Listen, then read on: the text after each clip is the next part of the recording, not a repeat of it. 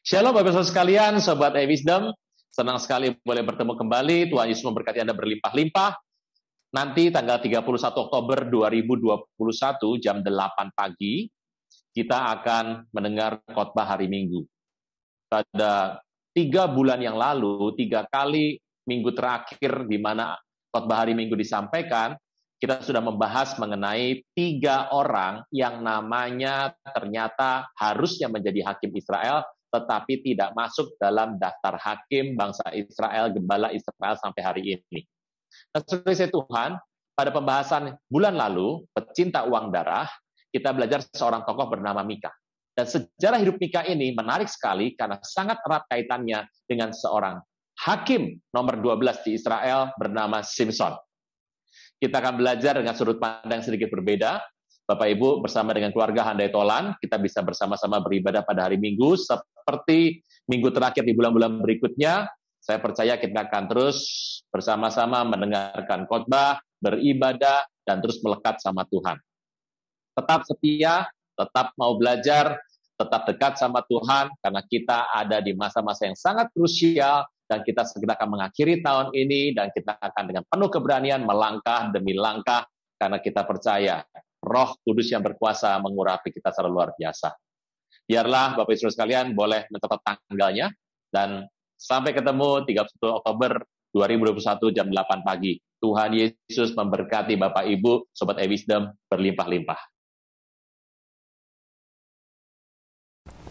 Shalom Bapak Ibu sekalian, Sobat E-Wisdom. Pada kesempatan ini kita akan mendengar firman Tuhan dalam khotbah Minggu 31 Oktober 2021. Sebelum kita memulai segala sesuatunya, kita akan berdoa. Bapa, dalam nama Tuhan Yesus, terima kasih buat berkat berlimpah yang boleh alami sampai hari ini. Engkau merawat hidup kami dari waktu ke waktu, saat demi saat, bulan demi bulan, tahun demi tahun, generasi lepas generasi, tunjukkan kebaikan dalam kehidupan kami. Engkau merawat kami sampai hari ini, kami tidak pernah kekurangan apapun yang baik. Kasih-Mu lebih dari hidup, kuasa-Mu nyata dalam kehidupan kami. Roh Kudus, cengkeram kami dengan kuat, supaya kami tidak menyimpang kanan, tidak menyimpang kiri, tapi terus berpegang kepada panggilan yang ilahi. Pujian, hormat, kuasa, kemuliaan bagi nama Tuhan Yesus. Kau perisai hidup kami, Kau pagar tembok sekeliling kami. Tidak pernah ada yang jahat bisa menyentuh hidup ini. Engkau Tuhan, upah kami yang sangat amat besar. Dalam nama Tuhan Yesus yang percaya boleh berkata, amin. Apa kabar? Senang boleh kembali melayani Bapak Ibu dalam ibadah khotbah di akhir bulan, minggu terakhir setiap bulan. Saya percaya bersama keluarga kita akan terus menyembah Tuhan, berbakti kepada Tuhan. Dan pada hari ini, seperti apa yang saya pernah sampaikan di waktu-waktu yang lampau, kita sudah menyelesaikan 3 kali dalam 3 bulan, minggu terakhir, khotbah mengenai 3 orang hakim di Alkitab yang ternyata namanya tidak tercatat di tradisi daftar gembala-gembala Israel. Dan hari ini, kalau kita membelajar firman Tuhan, Bapak Ibu, pada pertemuan bulan lalu, kita pernah membahas mengenai seorang bernama Mika. Dan luar biasa sekali bahwa Mika ini punya background hidup yang akan ada sedikit kabur. Dan ada nama Simson keluar di sana. Nah, hari ini kita membahas seorang hakim ke-12 dari bangsa Israel yang sangat terkenal sekali, satu-satunya orang kuat yang dipakai di suku Dan, yaitu adalah hakim Safat Simson. Kita lihat firman Tuhan sebentar dalam Hakim-Hakim yang ke-14. Bapak Ibu, Simson lahir di Hakim-Hakim 13 dan sekarang kita ada melihat di Hakim-Hakim 14. Luar biasa sekali. Judulnya adalah Pernikahan Simson and His Riddle. Teka-tekinya dia. Ayat yang pertama. Simson pergi ke Timna dan di situ ia melihat seorang gadis Filistin. Ia pulang dan memberitahukan kepada ayah dan ibunya, di Timna aku lihat seorang gadis Filistin. Nggak ada kata tolong Bapak Ibu. Sekarang juga, Simson bukan anak yang terlalu sopan untuk berkata tolong kepada orang tuanya. Sekarang juga, ambil dia jadi istriku. Sampai sana dulu Bapak Ibu. Bapak Ibu, ini menarik sekali soal Simson. Anda sudah pernah mendengar kisahnya berulang kali. Di sekolah minggu juga pernah dibahas. Di banyak film yang muncul di Hollywood juga nama Simson dan kisah kehidupannya pernah dibahas. Yang menarik adalah bahwa Simpson bukan anak yang terlalu sopan dan paham mengenai segala hal, karena bayangkan dari kecil semua orang sudah tahu siapa dia. Ada sebuah pertanyaan yang unik. Ini pertanyaan gak ada hubungannya sama iman. Pertanyaannya juga agak aneh. Orang kalau mau tanya juga sungkan sama hamba Tuhan, sama pendeta. Tapi kalau pertanyaan ini gak ditanyakan, jangan-jangan akan penasaran sampai mati. Pertanyaan adalah, Tuhan Yesus rambutnya panjang atau pendek? Saya pernah membahas ini di acara-acara yang lalu dalam acara AWC yang ada di hari Kamis. Tuhan Yesus sebetulnya rambutnya panjang atau pendek? Nah, saya nggak tahu jawabannya Bapak Ibu. Tetapi Alkitab mencatat bahwa pada zaman dulu, beberapa orang itu punya gaya soal rambut. Yang pertama adalah, orang Israel itu diizinkan yang punya rambut panjang, digerai, itu yang pertama adalah seorang Nazir. Simpson seorang Nazir, rambutnya diizinkan untuk digerai ke bawah. Paulus mengatakan pada orang Israel tidak punya kebiasaan punya rambut yang panjang.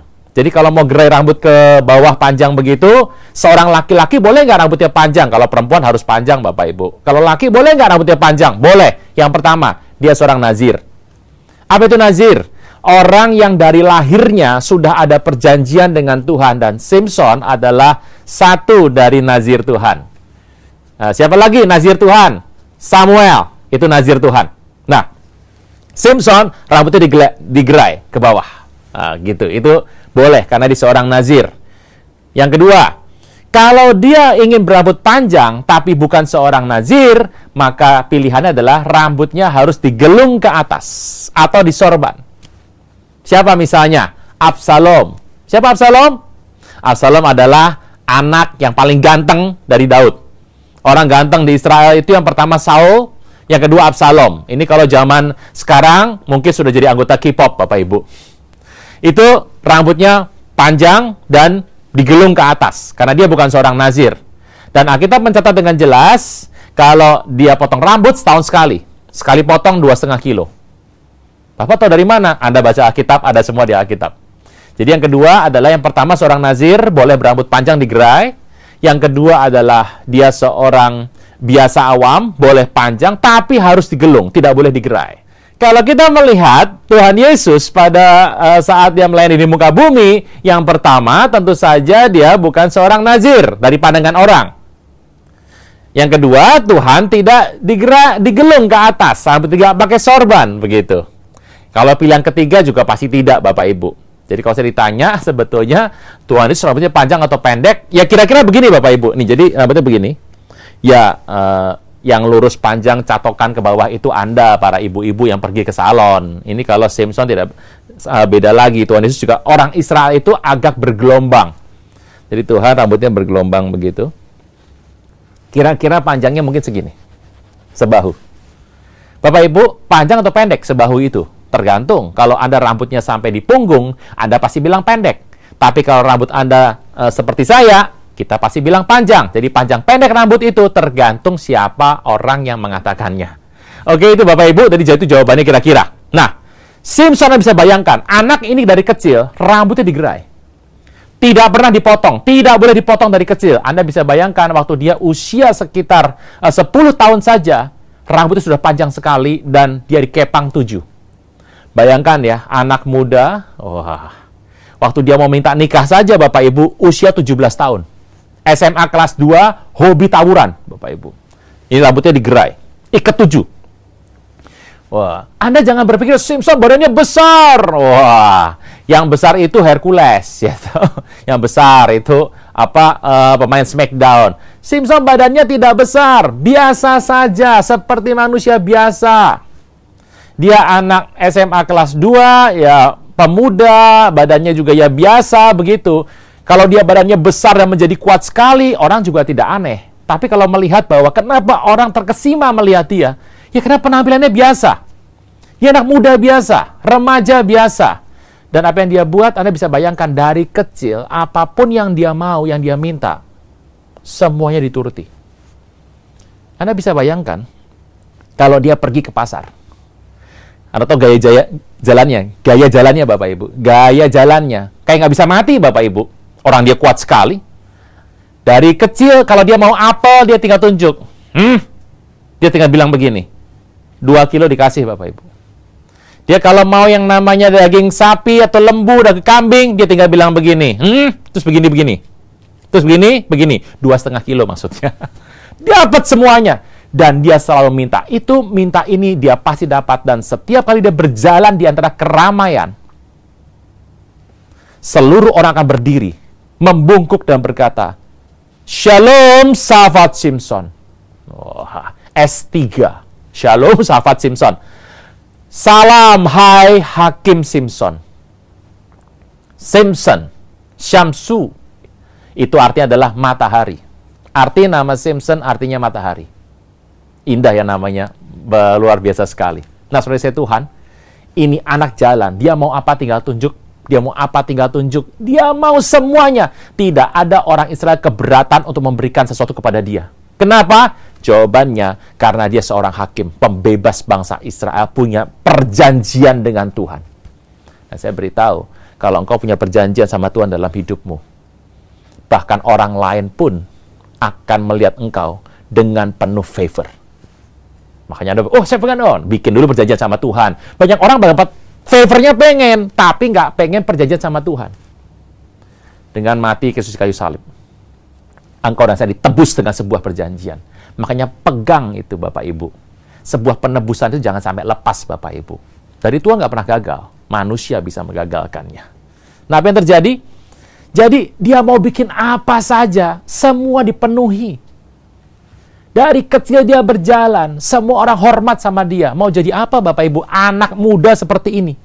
Dia nggak pernah belajar sopan santun, dia nggak pernah belajar untuk tenggang rasa, apapun dia mau semua dikasih. Apa jadinya Anda bisa bayangkan anak seperti ini? Di usia 17 tahun dia punya satu masalah. Dia tidak bisa menahan nafsunya. Dia tidak bisa menahan libidonya. Dan apa yang terjadi? Yang jadi masalah adalah orang Israel itu tidak bisa untuk mendekat kepada dia. Perempuan Israel itu tidak mau jadi istri dia. Nah itu, kok bisa gitu Pak? Nah ini. Saya punya seorang rekan. Ini cerita udah agak lama.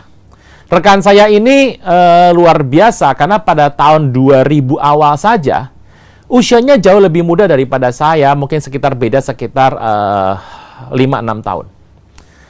Rekan saya ini, bayangkan Bapak Ibu, saya lagi belajar firman Tuhan, baru mulai mengajar di kelas-kelas kecil. Saya belajar sharing firman dalam kelompok-kelompok kecil. Rekan saya ini sudah pergi ke luar negeri. Bukan jalan-jalan Bapak Ibu, pelayanan. Dia bisa mengajar, dan bukan cuma bisa Bapak Ibu, cakap dalam mengajar, cakap dalam berkhotbah, dia jago main gitar, dia seorang pendoa syafaat yang handal, dia adalah seorang WL yang disukai. Kurang apa lagi? Pria, Bapak Ibu. Orangnya ceria sekali, firmannya dalam sekali, dan setiap kali membagi firman, itu menjadi berkat bagi banyak orang. Dia sudah keliling dunia, Bapak Ibu, untuk pelayanan, dan setiap kali ibadah dibuat pada hari itu, yang hadir, Bapak Ibu, jumlahnya nggak pernah puluhan. Ratusan itu kecil. Jumlahnya besar sekali. Saya bukan menghitung sebuah jumlah sebagai ukuran, tapi saya mau beritahu bahwa orang ini memberkati banyak orang. Masalah utama adalah sampai usia hampir 40 dia belum menikah.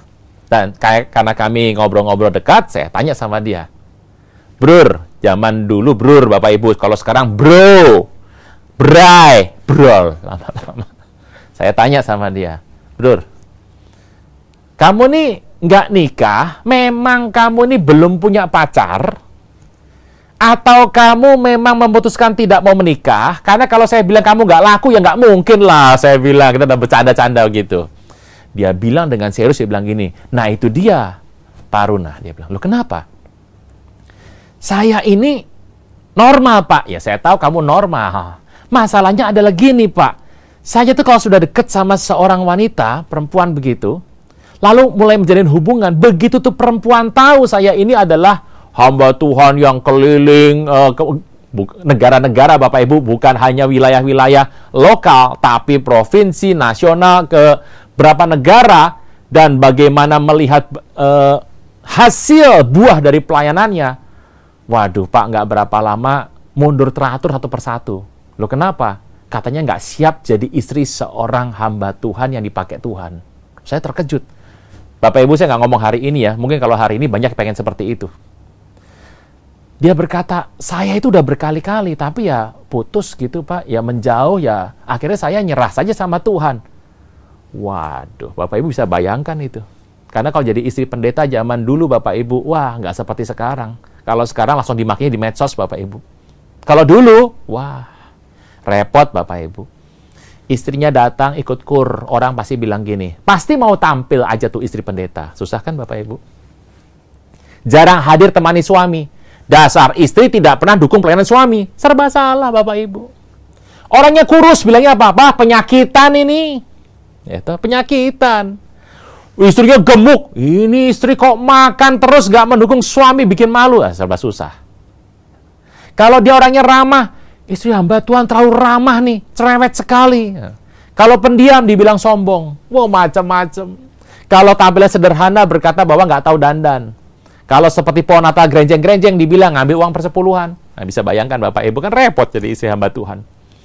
Samson, perempuan Israel, ngelihat Samson, ini seorang hakim. Bapak Ibu, hakim adalah seorang pelaksana tugas raja.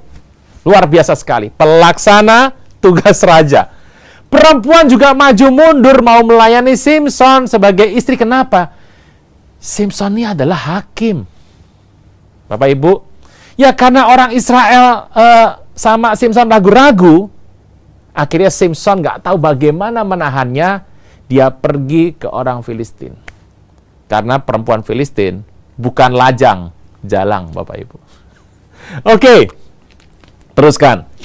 Sampai di Timna, sebenarnya cerita ini Bapak Ibu itu dimulai pada ayat yang pertama. Semua kisah kehidupan pernikahan Samson setelah dia lahir adalah jatuh pada ayat yang pertama. Alkitab berkata, Samson pergi ke Timna. Timna adalah wilayah Filistin.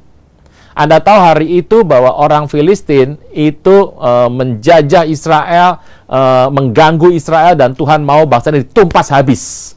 Siapa yang dipakai oleh Tuhan? Samson. Yang menarik adalah Samson pergi ke Timna. Kata pergi itu kata yang begitu luas sekali, itu menggunakan kata went down. Bukan cuma pergi, tapi went down. Itu adalah turun. Went down, turun. Itu menggunakan kata mayaret. Yaret. Mayaret. Makanya Anda mendengar kata Jordan. Jordan itu artinya adalah yaret dan. Turun dari dan. Dan Samson mayaret, turun ke Timna. Bukan cuma pergi, turun. Rohaninya sudah mulai tuh. Sudah mulai pelan-pelan turun. Dengan dia pergi ke Timna, dia sebenarnya sudah turun rohaninya. Terus apa yang dia buat? Dia berkata kepada orang tuanya, sekarang juga ambil dia jadi istriku. Bayangkan, 17 tahun sudah mau nikah. Dan orang tuanya dengan kaget dan berkata, apa nggak ada perempuan saudara kita? Ya, konsep Israel harus menikah di antara suku dan sesama orang Israel. Dan mereka berkata, apa engkau harus ngambil istri dari orang Filistin tidak bersunat itu? Samson nggak mau tahu. Dia berkata, pokoknya ambil dia karena aku suka. Sampai sini kisahnya. Oke, teruskan. Lalu pergilah Samson beserta ibunya, dia pergi ke Timna, dan di tengah jalan dia bertemu dengan yang namanya singa, bangkai singa. Singa dicabik seperti anak kambing. Anda bisa bayangkan sekuat apa. Anda pasti bilang begini, Pak, jangan-jangan singanya singa kecil, Pak. Wah, ini sama nih kalau orang menuduh Daud nih. Daud itu pernah menarik janggut singa dan memukul beruang. Wah, ada yang bilang, ada orang skeptis dan berkata, enggak lah, itu yang namanya singanya pasti singa kecil. Bapak Ibu, menarik janggut singa. Singa berjanggut itu singa jantan atau betina? Singa berjanggut itu singa dewasa atau singa kecil? Nah, ini yang namanya adalah menarik janggut singa. Anda bisa bayangkan, saya pernah nonton National Geographic atau Wildlife Bapak Ibu, apa yang terjadi? Itu seekor singa jantan mengejar zebra, Bapak Ibu, sambil lari, dicegat sama singa jantan. Satu pukulan tangan. Dipukul satu kali, kena di paha. Krek satu kali. Langsung zebranya rebah dan sulit untuk bangkit lagi. Kalau nggak percaya, Anda sekali-sekali minta untuk ditampol sama singa. Nah, itu dia. Bisa nggak bangun lagi, Bapak Ibu. Teruskan. Dia ketemu dengan singa dan dia pergi. Nah, setelah itu dia bertemu dengan melamar ya. Ada 7 dia melamar dan kemudian waktu dia kembali dia ketemu lagi yang namanya bangkai singa sudah ada madunya, dia kasih ke orang tuanya dan Anda tahu ceritanya lah. Saya tidak akan berlama-lama di situ. Ayat 10. Setelah ayahnya pergi kepada perempuan itu, Simson mengadakan perjamuan di sana sebab demikianlah biasanya dilakukan orang-orang muda. Simson terbiasa untuk orang-orang muda seperti itu. Jadi, kalau orang muda lakukan A, dia buat A. Orang muda yang lakukan B, dia buat B. Seperti kebiasaan bangsa Filistin. Seorang hakim yang melakukan tindakan seperti bangsa Filistin. Hakim ke-12. Teruskan. Dan setelah dia pesta pora, Bapak Ibu bisa bayangkan ya. Simson ini, kalau Anda melihat di sini, ini adalah seorang dari anak orang tuanya tidak kaya. Orang tuanya adalah seorang pekerja tani biasa. Dan kalau Anda melihat di sana, ini bapaknya sering pergi untuk bekerja di kebun, di ladang, Manoah namanya. Dia bukan orang kaya. Simson seorang hakim, tapi dia bukan seorang kaya. Anda bisa bayangkan, pesta yang dibuat dalam perkawinan itu pesta yang sangat amat mahal. Apa yang terjadi? Ini anak pinter. Dia nggak tahu bagaimana membayar cateringnya, membayar yang namanya dekornya, ini tim multimedia, ya itu kan saya sekarang kalau nikah pakai Zoom, Bapak Ibu ya. Membayar yang namanya venue-nya, tempatnya, membayar semua pernak-perniknya, dia nggak tahu. Ini maharnya saya sudah mahal sekali. Dia berputar otaknya mencari dan ingat Simson hanyalah seorang hakim Israel, bukan dari keluarga kaya, tapi dia seorang yang pintar sekali. Dia berpikir bagaimananya cari uang dengan cepat. Jawaban terbaik adalah dengan judi. Anda bisa bayangkan? Kita lihat firman Tuhan. Ayat yang ke-11. Ketika mereka melihat dia, dipilihlah 30 kawan untuk menemani dia. Dan ingat, ini bukan orang biasa. Kata Simson pada mereka, aku mau mengatakan suatu riddle, teka-teki kepada kamu. Jika kau dapat memberi jawab tepat padaku dalam 7 hari selama perjalanan berlangsung dan menebaknya, pasti mahal Bapak Ibu, pestanya 7 hari 7 malam. Aku beri kepadamu 30 pakaian lenan, 30 pakaian kebesaran. Tapi jika kamu tidak dapat memberi jawab kepadaku, maka copot itu baju-baju kamu, kasih aku 30 pakaian dalam dan pakaian kebesaran itu, kasih semuanya. Dan mereka berkata kepadanya, katakan teka-teki itu. Anda bisa bayangkan, ini pemimpin besar. Levelnya pemimpin tinggi bangsa Israel berjudi. Dia bilang, kalau kamu bisa jawab, aku kasih 30 pakaian lenan dan 30 kebesaran. Tetapi kalau kamu nggak bisa jawab, kamu copot baju kamu, kasih semuanya kepadaku. Orang dunia ditantang judi, mereka pasti bilang gini, silahkan sampaikan apa isi teka-tekinya. Anda pasti berkata, apa sih Pak mahalnya dengan 30 pakaian beginian? Peristiwa sudah lama sekali. Satu hari saya itu mau ibadah di sebuah kota. Pada pagi hari di tempat saya bermalam, besok paginya seorang pengerja gereja menjemput saya. Saya berterima kasih sekali karena mereka perlakukan kami dengan baik sekali, dan yang luar biasa adalah hari itu dia menjemput saya dengan mobil barunya. Begitu masuk, sampai di mobil, saya duduk di depan bersama dia. Dia menyetir pada saya. Dia bukan pendetanya, tapi adalah seorang pekerja gereja yang bertugas menjemput saya. Dan sambil berjalan, saya bilang sama dia, Pak, kelihatannya usahanya maju nih Pak. Iya, karena mobilnya baru. Dan dia berkata dengan senyum yang sangat lebar sekali. Dia berkata, iya Pak, betul. Puji nama Tuhan atas doa Bapak juga. Wah, manis sekali mulutnya Bapak Ibu. Saya juga kadang-kadang lupa mendoakan dia. Lalu dia berkata, ya ini kemurahan Tuhan. Bapak Ibu tahu apa usaha dia? Tailor. Seorang penjahit. Setelah perjalanan berjalan, kemudian saya tanya bagaimana? Siapa aja pelanggannya? Dia menyebutkan, Bapak Ibu, nama-nama besar di provinsi di mana beliau tinggal, nama-nama besar yang ada di kota dia tinggal. Wah, itu yang namanya gubernur, sekda, wali kota, pejabat, termasuk pengusaha-pengusaha besar. Berapa dia sebutkan nama-nama, saya sampai terkejut sekali dan dia berkata, itu Pak, langganan saya Pak.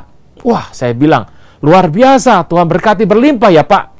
Iya Pak, terima kasih. Sambil ngobrol, tiba-tiba terbersit di kepala saya. Saya tanya gini sama dia.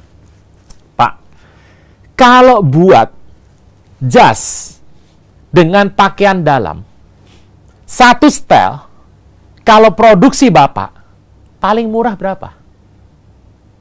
Saya tidak meminta kepada dia barang itu, karena saya punya banyak di rumah Bapak Ibu.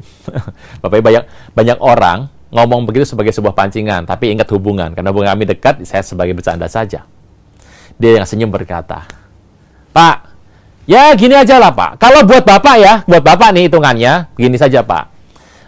Saya bikinkan satu baju dalam, kemudian satu jas lengkap, ya mungkin sekitar total 30 juta. Bapak Ibu, hari itu sudah belasan tahun dari hari ini. Untung saya duduk di kursi empuk itu, di jok yang empuk itu. Kalau saya berdiri, saya bisa jatuh Bapak Ibu. Sampai kaget saya berkata, ya kalau baju luarnya ya mungkin 5 bisa Pak. Maaf, baju dalamnya 5 bisa. Tapi kalau setel semuanya, ya anggaplah 30 Pak, udah bersih. Begitu dia berkata 30 juta, satu setel baju dalam dengan jas luar dan celana. Saya mendengar sampai kaget. Tiba-tiba saya teringat dengan apa cerita daripada Simpson. Anda bisa bayangkan, baju dalam ditambah jas kebesaran, berarti hari itu 30 orang. Simpson sedang berjudi dengan 900 juta. 900 million. Orang Chinese bilang, kau pek tiao, Bapak Ibu. Jumlahnya seperti itu, kaget saya. Ya ampun, ini berarti hakim Israel satu ini berjudi dengan uang hampir 1 M. Saya nggak tahu kursnya bagaimana hari itu. Dan singkat kata, dia berkata kepada mereka, simple sekali. From the eater comes meal. Dari yang makan keluar makanan. From the powerful comes sweetness. Dari yang kuat keluar yang manis. Ya bukan manisan, yang manis. Dari yang makan keluar makanan, dari yang kuat keluar yang manis. Bapak Ibu, yang ngomong siapa? Simpson. Saya mau tanya, pernah nggak dalam diri Bapak Ibu, Tuhan itu tegur Anda? Pernah dong, pernah ya, masa nggak pernah? Saya nggak pernah, berarti bukan orang percaya dong. Saya nggak boleh tegur Tuhan, saya baik-baik saja. Mengerikan ya orang satu. Pernah nggak Bapak Ibu dalam hidup Anda, Tuhan tegur Anda? Yes. Tuhan kalau tegur pertama biasanya adalah melalui firman. Pernahkah Anda Bapak Ibu lagi baca firman tiba-tiba ketegur begitu? Ya pernah ya? Oke. Oh saya nggak pernah Pak. Mungkin nggak pernah baca firman. Yang kedua, pernah nggak Bapak Ibu kalau Anda lagi dengar khotbah, tiba-tiba hamba Tuhan lagi ngomong A, dia bisa pindah ke topik B, dan kemudian dia kembali ke A lagi. Dan yang B itu adalah teguran buat Anda. Pernah ngalami? Nah, makanya sering dengar khotbah Bapak Ibu, kalau ada hamba Tuhan berkata ada ketegor, itu pasti untuk Anda. Dan untuk saya juga. Yang pertama, Tuhan tegur via apa? Firman. Anda baca firman, tiba-tiba itu melompat dan menabrak Anda. Seperti sebuah tamparan dalam diri Anda. Yang kedua, Tuhan bisa tegur Anda dari mimbar. Saya pernah Bapak Ibu satu ketika, selesai khotbah, turun, mau pulang, dicegat sama seorang jemaat dan berkata, "Pak, mohon maaf Pak Pendeta." "Ya kenapa?" "Pak, nggak fair lah Pak." "Loh kenapa Pak?" "Bapak tadi ngomong khotbah begini, kesaksiannya begini Pak. Itu kan sama aja bikin saya malu Pak, itu kan saya Pak." "Pak, jangan pakai begitulah Pak, saya kan nggak enak depan jemaat." Bapak Ibu, bahkan sebuah contoh yang saya pakai pun tidak pakai nama Bapak Ibu. Bapak ini bisa ngomong begini. Saya bilang sama Bapak, "Oh gitu ya Pak." "Pak, nama Bapak siapa?" Dia bilang, "Nama saya ini." Saya tanya sama dia, "Pak, apakah kita saling mengenal?" "Ya enggak," dia bilang. "Dari mana saya tahu bahwa saya tahu masalah Anda?" "Ya enggak tahu Pak, dari mana ya?" "Dari mana Bapak pikir bahwa yang saya ucapkan adalah Anda?" Dia berkata dia bingung. "Iya ya, kan nggak mungkin ya Pak ya?" "Iya." "Terus tadi Bapak tersinggung karena saya nuduh Bapak gitu ya?" "Ya mungkin juga tidak Pak ya." "Saya juga bingung Pak." Saya bilang, "Pak, coba pikir baik-baik. Kira-kira benar apa tidak?" Dia bingung sendiri, dia pusing sendiri. Kenapa? Dari ucapan saya ada yang menegur kepada dia. Selesai Tuhan. Geli sekali ya mendengarnya. Nah, Tuhan tegur Anda bisa dari mana aja. Macam-macam Bapak Ibu, dari firman bisa, dari mimbar bisa, gitu ya. Kadang-kadang Tuhan bisa tegur Anda dari saudara seiman, bisa. Bisa. Kadang-kadang Tuhan juga bisa pakai, ini kalau sudah mulai nggak denger, atau lama-lama, mulai pakai orang-orang dunia. Bapak Ibu, ini kisah menarik. Saya ini pernah mengalami masa di mana saya ribut dengan seorang rekan pelayan Tuhan. Ya hamba Tuhan kalau ribut sama hamba Tuhan jangan sama jemaat, kan nggak sinkron ya.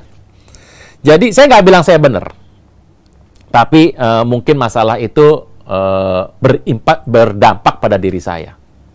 Dan dalam peristiwa itu, waktu saya melihat ini orang, ini yang salah dia nih, tapi kenapa dia makin dipakai ya? Saya nggak bilang saya benar, tapi menurut saya ini nggak fair. Saya harus menerima sebuah konsekuensi yang nggak terlalu oke. Pada orang ini dipakai Tuhan, sepertinya Tuhan lebih pro dia gitu. Dan mungkin orang-orang hari itu pelayan juga lebih pro pada orang ini. Dalam kondisi yang sangat kesal, dan kayak saya tidak menjaga diri, lama-lama kekesalan itu membuat menjadi pahit. Dan pahit yang paling parah adalah pahit kepada Tuhan. Saya masih baca firman, Bapak Ibu, tapi sudah nggak bisa masuk. Saya masih pergi untuk pelayanan, tapi sudah nggak ada artinya. Hati saya udah nggak dibangun. Saya menyembah Tuhan, hanya sekedar nyanyi. Dan satu hari itu, yang terjadi adalah, dalam kondisi ini, saya sering mendengarkan firman teguran-teguran yang saya anggap ini kebetulan saja. Ini kebetulan. Kalau ada saya baca firman yang sama, saya skip dengan cepat. Dan mulailah saya pergi ke gereja dengan lebih telat dan pulang lebih cepat. Anda yang suka datang telat dan pulang cepat, jangan-jangan punya masalah dalam hidup. Tidur gereja tidak, Bapak Ibu. Saya cenderung mulai mengabaikan firman Tuhan, dan setiap kali ada firman-firman yang menabrak hati saya mulai mengignore, menganggap tidak ada saja. Dan teguran itu mulai muncul. Terus sampai satu hari saya ingat, kalau Tuhan sudah tegur pakai firman, tegur di hatimu pakai suara mimbar, sudah saudara seiman, teman saya dari saudara seiman sudah mulai bicara, kamu harus mulai mengampuni. Dan kalau sudah nggak dengar, yang ketiga adalah Tuhan kirim orang-orang yang tidak bersunat, orang yang tidak beriman untuk tegur Anda. Kalau ini belum berubah, jangan-jangan setelah itu gempa bumi. Bencana. Ini konsep teguran. Saya nggak bilang semua dari Tuhan kirim, tapi ada sebuah yang diizinkan. Apa yang terjadi? Dalam kondisi yang sangat kesel di kamar kos saya, ini sudah kejadian sudah belasan tahun yang lalu. Saya kesel, jadi kalau saya doa gini, mengampuni, buat apa mengaruh gitu. Jadi sampai satu hari dalam tingkat saya yang paling kesel, dan entah kenapa masalah dengan si A, Tuhan yang jadi tujuannya. Tiba-tiba di sebelah kamar saya lagi menyetel sebuah kaset dari Rod Stewart. Saya bertanya, Tuhan apa kerjamu di sana? Apa kerjamu di sorga? tiba-tiba ada lirik lagu berkata, "Is my trouble that what you do?" Kan ada lagunya tuh. "Have I told you lately that I love you?" Ada satu kata berkata, "Is my trouble that what you do?" Memudahkan hidupmu itu pekerjaanku. Saya baru tanya, "Tuhan, apa kerjamu di sorga?" "Memudahkan hidupmu itu kerjaku." Sampai saya hampir terjengkang, saya langsung berlutut. Saya tahu, ini baru tanya langsung dijawab. Jangan-jangan setelah ini kalau saya nggak bertobat, gempa datang. Jadi saya, Tuhan, lihat firman Tuhan. Tetapi saya mau tanya, pernahkah dalam hidupmu engkau ditegur oleh ucapanmu sendiri? Bapak Ibu, ini Simpson itu hobinya dari dulu, orang Filistin. Ke Timna, ya toh. Nanti cari pelacur Filistin. Dia akan berakhir kepada perempuan dari lembah Sorek bernama Delilah. Delilah. Ini kalau kita dengar, ini ada lagunya lagi Bapak Ibu, Delilah. Bapak Ibu, dia berkata, dari yang makan keluar makanan, dari yang kuat keluar yang manis. Siapa yang paling kuat di sini? Bukan singa. Ya Simpson. Ya Simpson yang paling kuat. Tuhan berkata, kalau dari yang makan keluar makanan, dari yang kuat keluar yang manis. Yang manis adalah sejahtera, sukacita, apa yang baik. Ternyata dari kekuatan Simpson itu bisa menghasilkan semua yang manis. Tapi yang terjadi adalah Simpson tidak melakukannya. Pernah engkau ditegur dengan mulutmu sendiri? Satu hari temanmu kecelakaan masuk rumah sakit. Lalu tiba-tiba engkau nengok ke sana dan berkata, "Bro, gimana kondisinya?" "Iya, ini soalnya aduh kebut-kebutan nih. Aduh, tiap malam kebut-kebutan terus. Kemarin kebut-kebutan nggak kebeneran lagi nikung, jatuh akibatnya patah nih kaki." Anda bilang gini sama teman Anda, "Makanya bro, jangan suka trek-trekan kebut-kebutan." Waktu Anda berkata, "Jangan suka begitu," tiba-tiba hatimu berkata, "Kamu sendiri bagaimana?" Pernah ngalamin nggak Bapak Ibu? Ada yang bicara lagi, "Makanya persepuluhan kembalikan, jangan macam-macam sama Tuhan." Tiba-tiba hatimu bertanya, "Kamu sendiri sudah kembalikan belum?" Bapak Ibu, sering begitu ya. Makanya jadi orang atau belajar yang benar supaya nilai jangan rusak, jangan hancur. Masa main game terus, tiba-tiba hatimu berkata, "Kamu sendiri berapa jam main game?" Kita sering ditegur oleh mulut kita sendiri. Dan hari itu, Simpson sudah dalam taraf. Dia ditegur sama mulutnya sendiri. Dari mulutnya keluar kata-kata, "From the powerful comes sweetness." Tuhan mau bilang sama Simpson, "Simpson, kalau kamu pakai kekuatanmu untuk aku, kalau engkau pakai kebisaanmu, kemampuanmu, kompetensimu, asetmu, talentamu, semua yang kau punya untuk aku, hidupmu pasti manis." Mau manis hidupnya Bapak Ibu? Pakai semua yang kau punya, posisimu, hartamu, asetmu, kompetensi, talenta, kemampuan, kebisaan. Apa yang kau punya dalam kehidupanmu, semua untuk kemuliaan Tuhan, hidupmu pasti manis. Dan Anda tahu ceritanya? Akhirnya tertebaklah itu. Bukannya untung, buntung Simpson habis semua. Marah betul di hari itu. Dia pikir nih kalau berhasil nih bisa bayar semuanya, sudah bisa bayar catering, venue, kameramen, yaitu bagian media, bisa semuanya dibayar lunas, plus uang sisanya bisa cicil yang namanya mobil. Kan gitu rencananya. Zaman itu nggak ada mobil Bapak Ibu, adanya onta. Dan gagal hidupnya. Sampai sini bisa Bapak Ibu? Simpson mengalami hidup seperti ini. Teruskan. Dengan cepat saja, tertebak semuanya. Simpson mau untung, jadi buntung. Dia marah, dia kesal sekali. Karena semua yang dia rencanakan buyar Bapak Ibu. Tadinya pengen bikin ini, bikin itu, bikin ini. Karena semua yang dia punya kemampuan, kekuatan, kepintarannya dipakai buat dirinya sendiri. Dia kehilangan semua yang baik. Hidupnya tidak lagi manis.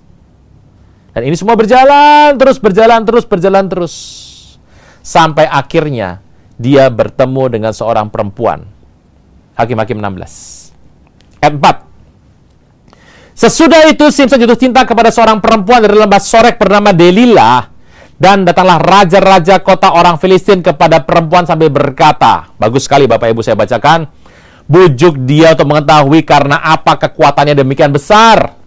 Dengan apakah kami dapat mengalahkan dia, mengikat dia, dan menundukkan dia. Mengalahkan, mengikat, menundukkan. Anda cek dalam hidup Anda sekarang, levelnya sampai di mana itu masalah hidupmu? Sudah mengalahkan Anda? Apa artinya ngalah? Anda mulai mundur, nggak mau perang lagi. Diikat, dalam arti apa diikat? Anda sudah tidak bisa berbuat apa-apa. Banyak orang kalau sudah terikat masih bisa, awas ya, nanti saya balas. Dia masih bisa melawan, tapi dia terikat. Tapi yang terakhir adalah ditundukkan. Artinya apa? Semua yang dia tidak inginkan, semua berlaku dalam kehidupannya. Maka kami masing-masing akan memberikan 1.100 uang perak kepadamu. Di situ ada raja orang kota Filistin. Kita tahu kira-kira kota-kota di Filistin itu yang besar ada 5. Dan hari itu Delilah kalau mau dia mendapat 5.500 uang perak. Itu uang yang sangat besar sekali. Ingat, kalau kita firman Tuhan berkata hari itu jumlah yang luar biasa, bukan saja bisa beli ladang. Dia bisa membeli banyak kota dengan semua isinya dengan banyak sekali. Karena orang Filistin sudah sangat dirugikan oleh Simson. Teruskan. Dan tentu saja kemudian ya dirayu-rayu dan akhirnya terbongkar rahasianya. Saya langsung saja lari masuk ke Hakim-Hakim yang ke-16. Yang menarik adalah ayat 21. Orang yang kuat ini akhirnya dia ditegur tidak mau. Dan tentu saja berkali-kali Tuhan negor, berkali-kali maunya apa nggak jelas. Saya Tuhan, ini menarik nih. Anda berasa nggak bahwa semua perempuan di tempat ini yang sudah punya anak nih, ibu-ibu di tempat ini, yang sedang menonton hari ini, ibu-ibu, mirip Tuhan. Kaget mereka. Ada yang mau bilang amin takut dikerjain ya. Tahu terjebak, jebakan Batman. Gitu. Ada yang mau bilang amin, suaminya bilang, enggak lah istri saya kayak Tuhan, boro-boro Pak, cerewetnya juga beda. Tuhan berfirman, istri saya kalau berfirman Pak, wah 3 hari 3 malam Pak. Saya mau bilang, ibu-ibu di tempat ini mirip Tuhan. Loh kenapa? Ibu-ibu kan begitu. Coba mirip ya. Sebentar, saya kasih tips dulu, contoh dulu. Ada anak bilangnya sama mamahnya, Ma, boleh main bola nggak Ma? Sama teman-teman. Ini kan lagi enak nih cuacanya. Nah, ibu Anda bilang gini, Nak, kamu itu 3 hari lagi akan ujian. Nanti aja mainnya. Nanti setelah ujian, silahkan main. Kalau sekarang jalan. Ini kan juga lagi hujan gerimis, Nak. Nanti kalau kamu sampai sakit, wah, bukan cuma gagal ujiannya, nanti panjang cerita. Ya Nak ya, jangan ya. Anda bilang gini, Ma, sebentar aja. 5 menit aja, 10 menit mah, nggak lama. Mama Anda pasti bilang gini, nih anak ya dibilangin nggak ngerti-ngerti. Kamu kalau berani keluar ngelawan mama, nanti kalau papa pulang mami laporkan. Kan gitu ya. Coba Anda bilang gini, Ma, 5 menit aja. Mama Anda pasti bilang begini, sono main sekalian nggak usah pulang. Kan gitu ya. Tuh, itu mirip itu. Coba Anda ngomong sama mama Anda, Ma, boleh nggak Ma makan kerupuknya 2 nih, enak sekali. Aduh Nak, kamu kan mau ujian, mau lomba nyanyi 2 hari lagi, masa makan kerupuk? Jangan makan kerupuk dulu. Nanti kalau sudah menang, 1 toples Mama belikan. Anda bilang lagi, Ma, 1 aja Ma, janji Ma 1 aja. Mama Anda pasti bilang begini, nih kalau Papa denger nih, pasti kamu dijewer nih. Dasar bandel nggak dengerin omongan mama. Kalau sudah susah, kita semua susah gara-gara kamu. Nah, Anda tambah 1 lagi. Ma, setengah aja. Mama Anda pasti bilang gini, sono makan setoples semuanya. Iya toh Bapak Ibu? Kan itu mama Anda juga begitu. Jangan-jangan bukan mama Anda juga begitu sama anak Anda. Saya beritahu, Tuhan juga begitu. Nggak percaya? Kita lihat Hakim 16. Ayat 21. Orang Filistin menangkap Simson. mencungkil kedua matanya dan bawa dia ke Gaza. Di situ ia dibelenggu dengan 2 rantai tembaga dan pekerjaannya di penjara ialah jadi gigolo. What? Yes, jadi gigolo. Anda baca baik-baik. Tuhan sama Simpson, Simpson, kamu tuh kan orang terkenal. Kamu orang hebat, punya perjanjian sama aku. Cari ke Timna. Ya toh, cari ke Timna nih. Tuhan bilang, aduh Simpson, kamu hati-hati ya. Pergi sampai di Gaza, cari pelacur orang Filistin. Kamu itu tugasnya menghancurkan Filistin. Lah kalau sekarang kamu malah gaul sama perempuan-perempuan Filistin. Kan ini berbahaya sekali. Simpson maunya tuh apa? Udah gitu ketemu lagi sama Delila, perempuan Filistin lagi. Yang dia adalah sebetulnya itu adalah simpenan dari raja-raja zaman dulu. Simpson bolak-balik sana lagi. Tuhan bilang, aduh Simpson jangan begini. Karena Simpson bolak-balik ke sana terus. Endingnya Tuhan seperti bilang begini, Simpson, mau kamu tuh apa? Mau perempuan Filistin? Nih, ya, makan semuanya. Bapak Ibu, waktu Simpson ada di penjara, perempuan Filistin yang jalang tadi itu melihat Simpson adalah anak dewa. Kekuatannya luar biasa. Pasukan Filistin, Anda bisa bayangkan dengan satu rahang keledai, dia bisa membunuh 1000 orang pasukan Filistin. 1000. Anda bisa bayangkan. Cuma pakai rahang keledai. Belum pakai pedang nih. Kekuatannya begitu besar. Itu waktu dia ditangkap di rumah seorang pelacur. Dia nggak perlu tunjukkan kekuatan dengan pukulan-pukulannya. Dia perlu bersilat, bertarung, nggak perlu. Dia hanya perlu show off. Digerebek.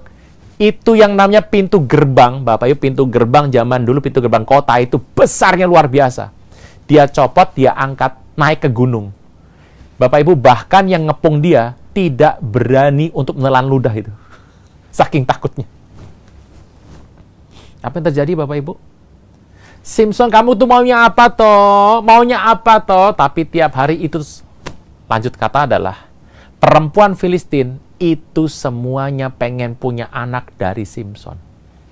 Mereka ngantri di penjara karena mereka tahu ini orang anak dewa. Kalau bisa punya anak dari Simpson, anak itu akan menjadi anak yang sangat luar biasa sekali. Apa yang terjadi? Perempuan Filistin ngantri di sana dan Simpson disikat semua Bapak Ibu. Tuh, terlalu sopan. Di sini dikatakan bahwa pekerjaannya adalah menggiling. Terlalu sopan Bapak Ibu. Anda bisa bayangkan, setelah Simpson ada di penjara, dia profesinya apa? Stand up comedy, pelawak, badut. Itu adalah profesi dia. Bayangkan, ditawan oleh musuh, mereka dibelenggu, dalam kondisi mata buta, dia masih bisa melawak. Berarti Anda tahu apa yang dia buat di penjara. Saudara Tuhan, kalau kita melihat kehidupan seorang hakim nomor 12 yang ada di firman Tuhan ini, tragis ya Bapak Ibu. Dan satu hari, Alkitab berkata, ayat ke-23. Setelah itu berkumpullah raja orang Filistin untuk mengadakan perayaan korban sembelihan yang besar kepada Dagon Allah mereka. Dan untuk bersukaria, kata mereka, telah diserahkan oleh Allah kita dalam tangan kita Simpson, our enemy. Ketika orang banyak melihat Simpson, mereka memuji Allah mereka sambil berseru, telah diserahkan oleh Allah kita ke dalam tangan kita musuh kita, perusak tanah kita. Simpson tuh nggak cuma merusak orang Filistin punya kerjaan, tanahnya pun dirusak semuanya. Dan membunuh banyak teman kita. Ketika hati mereka dengan riang gembira, berkatalah mereka, panggil Simpson untuk melawak bagi kita. Simpson dipanggil dari penjara, lalu melawak depan mereka, dan kemudian mereka menyuruh dia berdiri di antara kedua tiang-tiang. Anda bisa bayangkan di situ, habis melawak, ini orang nggak tahu bagaimana kejiwaannya. Stres kali Pak, ya mungkin juga. Dan dia berkata kepada anak yang menuntun dia, lepaskan aku dan biarlah aku meraba tiang penyangga rumah ini supaya aku dapat bersandar kepadanya. Adapun gedung itu penuh dengan laki-laki dan perempuan, segala raja kota Filistin ada di sana. Di atas sotoh kira-kira ada 3.000 orang laki-laki perempuan yang menonton lawakan Simpson. Berseru Simpson kepada Tuhan, katanya, ya Tuhan Allah, ingatlah kiranya kepadaku Buatlah aku menjadi kuat sekali ini saja ya Allah, supaya dengan satu pembalasan juga akan ku balaskan kedua mataku. Ada berapa ku? Sudah 4 tuh Bapak Ibu. Kepada orang Filistin. Dan Simson merangkul kedua tiang itu paling tengah, penyangga rumah itu, dan bertopang pada tiang yang satu dengan tangan kanannya, kepada tiang yang lain dengan tangan kirinya. Berkata Simson, biarlah kiranya aku mati bersama dengan orang Filistin itu. Dan membungkuklah ia sekuat-kuatnya. Rubuhlah rumah itu menimpa raja-raja kota dan seluruh orang banyak yang ada dalam teater itu. Yang mati dibunuh pada waktu matinya lebih banyak daripada yang dibunuh pada waktu hidupnya. Pertanyaannya, jadi selama hidup kerjanya ngapain? Yang dibunuh saat mati lebih banyak ketimbang yang dibunuh saat hidup. Pertanyaannya, selama hidup ngapain kerjaannya? Jawabannya kagak ngapa-ngapain Bapak Ibu. Nggak ngapa-ngapain. Saudara Tuhan, ini menarik sekali. Simson akhirnya menyelesaikan sebuah kehidupan dengan tragis. 2 kali dia tercatat berdoa. Pertama, dia nggak punya air minum. Kedua, dia mau mati. 2 kali doa seorang nazir Tuhan. Terlalu singkat untuk seorang pilihan Tuhan seperti ini. Bapak Ibu, apa yang saya mau katakan? Pakai kekuatanmu, kemampuanmu untuk Tuhan. Hidupmu pasti manis. Kenapa Simson milih mati seperti ini? Simson tahu. Dia ingat. Dia tuh hidup untuk menghancurkan pasukan Filistin. Tapi sekarang ada perempuan-perempuan yang sudah punya benih dia. Yang sedang mengandung. Kalau sampai lahir, bukannya dia akan meruntuhkan pasukan Filistin, akan membangun justru pasukan yang lebih kuat lagi. Simson berpikir, apa yang aku buat? Tugas dari Tuhan kepadaku adalah menghancurkan kuasa musuh, menghancurkan pasukan pendudukan Filistin, dan menghabiskan semuanya menjadi tawanan bahkan orang Rodi. Tetapi yang aku buat sekarang, aku malah memajukan kuasa kegelapan. Aku membangun kerajaan lebih kuat lagi, membangun pasukan musuh yang lebih kuat lagi. Lebih baik aku mati. Kalau engkau dan saya pakai kekuatan kita, kemampuan kita, aset kita, kompetensi kita, talenta kita untuk kemuliaan Tuhan, hidupmu pasti manis. Tapi kalau engkau pakai kekuatanmu, asetmu, jabatanmu, posisimu, kemampuanmu, talenta yang kau punya untuk dirimu sendiri, engkau sebetulnya sedang membangun kekuatan musuh. Anda dan saya harus memilih ini. Banyak orang sebetulnya dalam kehidupannya dia sedang membangun kekuatan musuh yang lebih besar lagi. Hanya karena dia pakai kekuatan sorgawi yang dipinjamkan dalam hidupnya untuk membangun kepentingannya sendiri. Simson gagal. Karena yang mati pada saat dia dibunuh, mati saat dia bunuh diri, lebih banyak ketimbang yang mati pada saat dia masih hidup. Tapi ingat, pada saat dia mendorong tiang itu, perempuan-perempuan yang hadir, yang hamil anak Simson, mati di situ. Tapi ada beberapa orang yang tidak hadir dalam pertemuan di teater itu. Dan yang tidak hadir itu, tradisi mencatat, akan melahirkan anak-anak yang kelak akan tampil jadi orang-orang raksasa pada hari itu. Anda mungkin berkata, orang raksasa zaman itu Bapak Ibu, itu adalah orang-orang enak. Orang-orang raksasa pada zaman itu adalah orang Refaim. Dan Alkitab mencatat dengan jelas, orang Refaim adalah yang tinggi, gede, Bapak Ibu, bisa 4-5 meter. 4-5 meter. Saya pernah membahasnya jauh dalam bulan yang judulnya adalah Man of Fire. Anda pernah mendengar khotbah hari Minggu judulnya Man of Fire? Anda coba buka di bulan-bulan berikutnya. Ini linknya Bapak Ibu sekalian, dipasang saja supaya Anda bisa lihat. Ini linknya. Oke. Ada seorang raja bernama Raja Og dari Basan. Tingginya itu 4 meter Bapak Ibu. 1 level lebih tinggi daripada Goliat. Orang-orang Refaim, kenapa Musa namanya kondang sekali? Kenapa Musa namanya terkenal sekali? Apa yang dia buat di masa tuanya? Dia membunuh dua raja. Raja Sihon dari Heshbon dan Raja Og dari Basan. Dua raja ini kenapa sangat terkenal sekali dan menggetarkan hati orang-orang Kanaan? Karena dua raja ini bukan manusia biasa. Tingginya 4 meter, Bapak Ibu. Musa sudah kalahkan. So, nama Musa kondang kemana-mana. Terkenal kemana-mana. Dan Raja Og yang tinggi itu adalah keturunan terakhir orang Refaim. Jadi setelah itu, setelah Musa mengalahkan orang-orang Sihon, Raja orang Heshbon, orang-orang Basan, dari keturunan Raja Og, semuanya sudah habis, nggak pernah ada orang raksasa lagi. Orang raksasa terakhir, dinasti Refaim, meninggal pada kitab Bilangan. 22. Pertanyaannya, kenapa ada Goliat dan kenapa ada adik-adiknya? Tradisi mencatat dalam sebuah tafsir Alkitab, kemungkinan mereka adalah keturunan-keturunan dari Simson. Mutasi-mutasi genetik yang terjadi. Unik sekali baca Alkitab. Bagaimana mungkin masih ada orang yang namanya adalah keluarga Goliat? Yang namanya Sipai, Lahmi, tinggi gede, jarinya aja bukan 5, Bapak Ibu, 6. Kok masih ada lagi?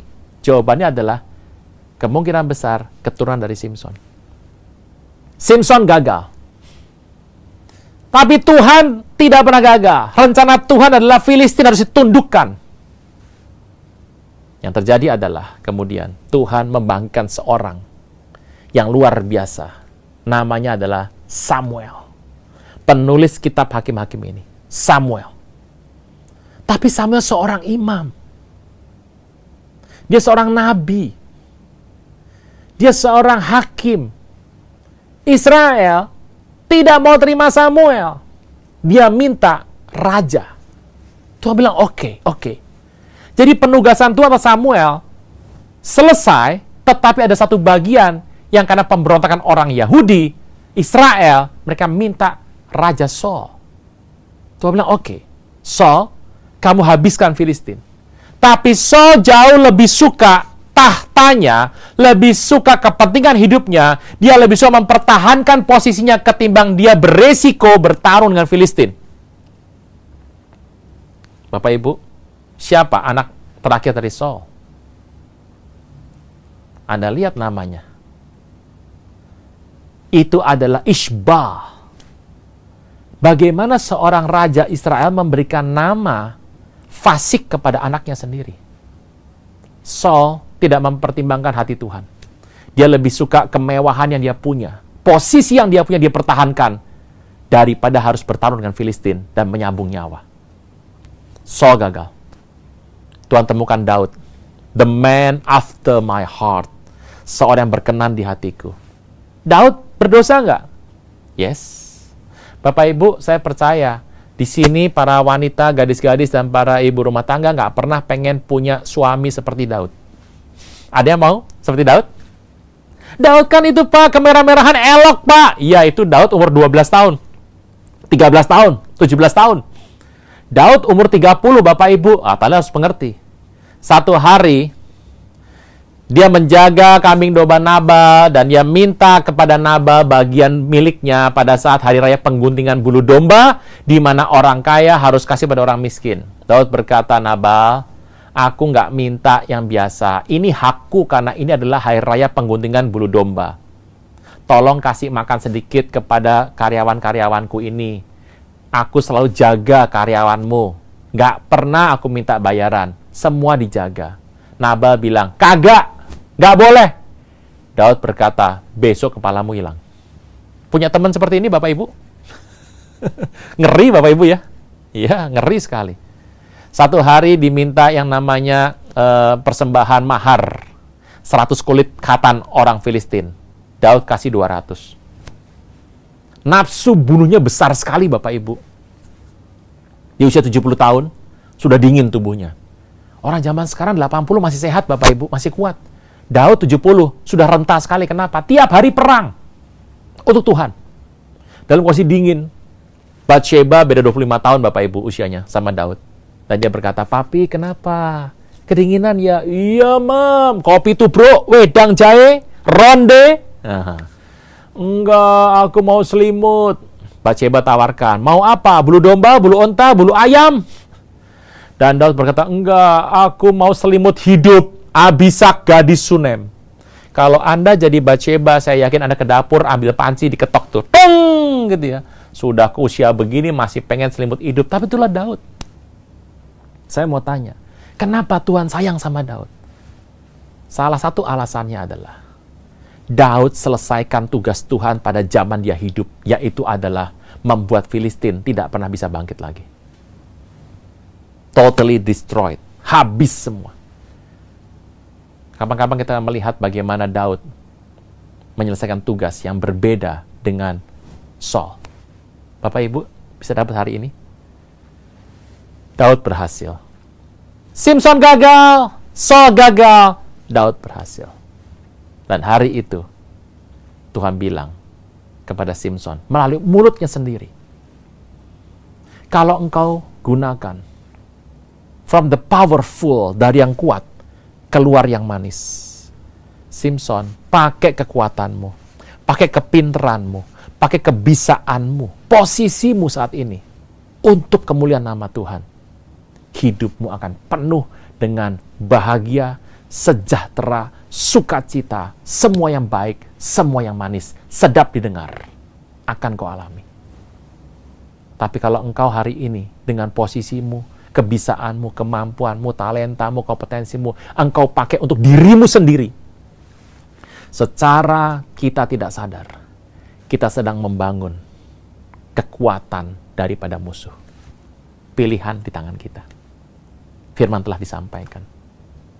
Dan kalau kita melihat kisah ini ke belakang, setelah Simson mati, disambung dengan sebuah cerita, patung sesembahan Mika. Delila, hatinya menderita. Dia cinta akan uang. Dia pikir suaminya akan bisa bertahan. Hari itu dia kehilangan suaminya. Raja orang Filistin berhasil mendapat kemenangan sementara karena berhasil menipu Simson melalui seorang wanita bernama Delila. Kisah ini menarik sekali. Walaupun dia gagal, hanya ada satu hakim diambil dari suku Dan, namanya Simson. Setelah itu tidak pernah ada lagi orang kuat, orang hebat dari suku ini yang muncul ke permukaan. Bapak Ibu, dengan kisah ini, kita tahu seluruh yang terjadi adalah sebuah rangkaian yang menarik. Simson mengalami situasi yang buruk.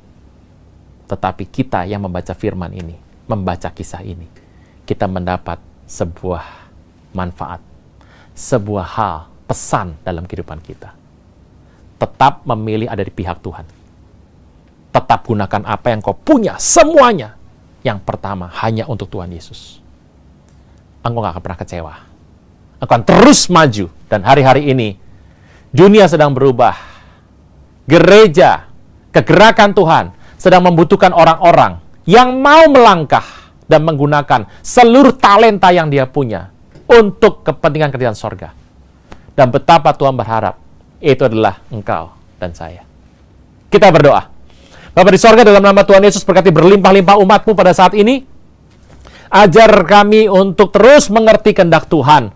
Ajar kami boleh menemukan dengan anugerah-Mu setiap kemampuan, talenta, apapun yang kami nikmati sampai hari ini, bahwa kami tidak kekurangan apapun dalam kehidupan kami. Semua dipakai untuk pelebaran kerajaan sorga di muka bumi ini.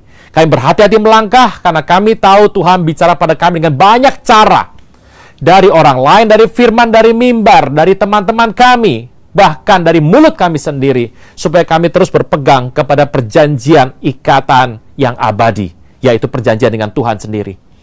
Berkati umat-Mu Tuhan Yesus berlimpah-limpah, orang-orang nazir-nazir Tuhan ini, yang punya perjanjian dengan Tuhan, dan terus kami boleh bertahan sampai Tuhan datang menjemput kami. Terima kasih Tuhan, segala pujian hanya bagi nama-Mu.